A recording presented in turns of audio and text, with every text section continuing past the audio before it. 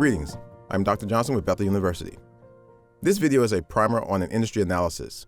In order to better understand the external environment in which a business operates and specifically the profit potential, we conduct an analysis of the industry. It is not uncommon for an industry analysis to be erroneously treated as a business analysis. Therefore, this primer is designed to make you aware of a few important details and to help you avoid that mistake. An industry analysis provides a strategic framework. A framework is not the same as a tool. A framework is something which generally requires work for us to complete it, whereas a tool is something that we generally use to do the work. For instance, the framework of a house might be comprised of wood, which, when put into place, actually delineates where rooms and doors will be, something we need to know in order to actually fill in or complete the house. But a hammer and saw are the tools used to build it. The confusion likely comes about because a completed framework might function like a tool, given that we can use the framework to complete a different stage. It might be simply a matter of perspective, but in short, we use a tool, we complete a framework. A complete industry analysis provides useful information for upcoming business decisions, but it is not an analysis of the business. The industry analysis, as the name implies, an analysis of the industry, and therefore applicable to all the businesses in that industry. The question as to how a particular business measures up to the challenges of that industry is a different analysis and uses a different framework. For instance, think about the SWOT, the SWOT. An industry analysis can address any number of characteristics, statistics, or other assessments of an industry.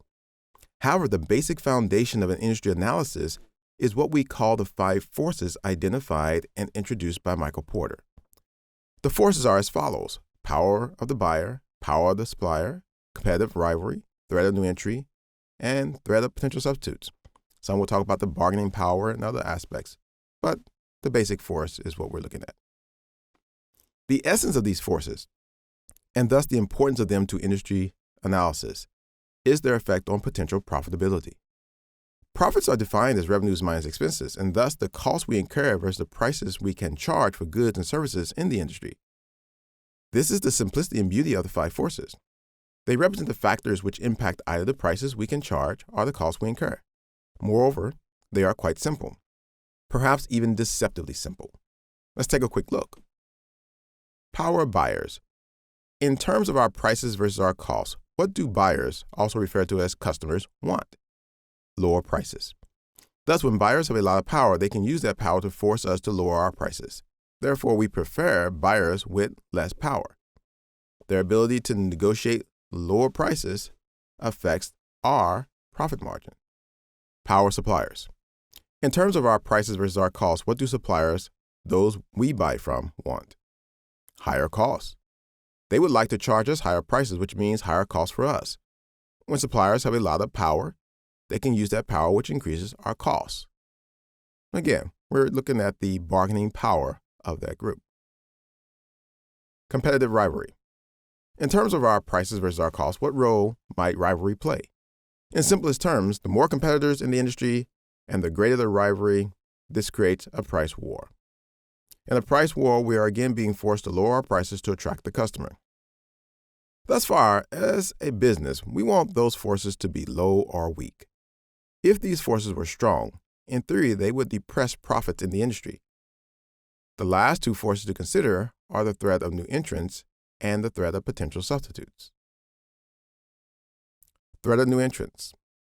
This force is very much the complement to competitive rivalry. If new competitors enter the industry, then the risk or threat increases, as we've already seen with competitive rivalry. This risk or threat which increases is the threat to decrease prices. Thus, if the conditions are right, we might expect new competitors in an industry. Threat of substitutes. Lastly is the threat from potential substitutes. If this threat is high, then in order to deter customers from seeking out potential substitutes, we may be forced to lower prices to create a value position. Likewise, if customers find that another product or service can replace what we offer, it will decrease our business. Again, we desire the threat to be low. The first point to keep in mind with the 5 forces is that they provide an assessment of the profit potential of an industry. high forces could result in tighter margins. The second point to keep in mind is that these are not the only factors to consider in examining an industry, but they provide a nice framework to get us started in building that proverbial house. A tiny industry with low forces offering good profit potential may be too small to be of interest. However, a high growth rate may make it worth monitoring for future reevaluation. The third point to keep in mind is that an analysis of the forces in an industry does not tell us whether or not to enter an industry. The analysis identifies things we will need to address to optimize profits. In fact, an industry with strong forces is not necessarily a bad industry if you have the right strategy. The right strategy allows your firm to neutralize an otherwise strong force. As an example, suppose the ability of buyers to negotiate lower prices was very high, that is, high-power buyers. Because of the high number of competitors offering similar products has virtually commoditized the product, they have a lot of power. If your company utilizes an R&D strategy to develop a new patented product that is a stronger fit for the customer, then it could neutralize the power of the buyers.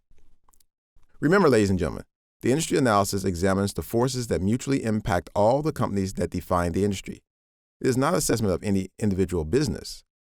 Understanding the industry, however, will allow you to determine what capabilities your business needs and what tools your organization might employ to best compete in that industry. I'm Dr. Johnson. Blessings to you all.